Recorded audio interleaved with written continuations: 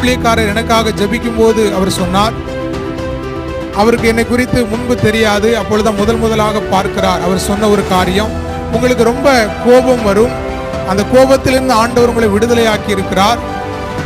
திரும்பவும் அந்த கோபப்படக்கூடிய சூழ்நிலைகளுடைய வாழ்க்கையில வரும், அந்த சூழ்நிலையிலும் பொறுமையாக இருங்கள் என்று ஆண்டவர் தீர்க்க தரிசனமாக எனக்காக ஜெபிக்கும் போது அவருடைய வாயிலிருந்து அந்த வார்த்தை வெளிப்பட்டது. ஏதை சொன்னேன்னா, அப்ப ரட்சிக்கப்படும் போது நமக்குள்ளாக இருக்கிற பழைய பாவ வாழ்க்கையிலிருந்து ஆண்டவர் விடுதலையை தருகிறதை நாம் பார்க்க முடியும். ரட்சிப்பின் அனுபவத்துல நிலை நிற்க கூடாதபடிக்கு பிசாசானவன் பழைய பாவத்தை கொண்டு வந்து நம்ம வாழ்க்கையை திரும்ப அந்த பாவத்தை செய்யும்படியான சூழ்நிலைகளையும் காரியங்களையும் நம்முடைய வாழ்க்கையில கொண்டு வருவான். சில நேரத்தில் நாம் அதில் தவறி கூட போயிருப்போம். ஆனால் உண்மையாக நம்ம ரட்சிக்கப்பட்டிருந்தால் உடனடியாக ஐயோ இந்த காரியத்தை நம்ம தவறிட்டோம் என்று சொல்லி மனம் திரும்புகிற ஒரு இருதயம் இருக்கும்.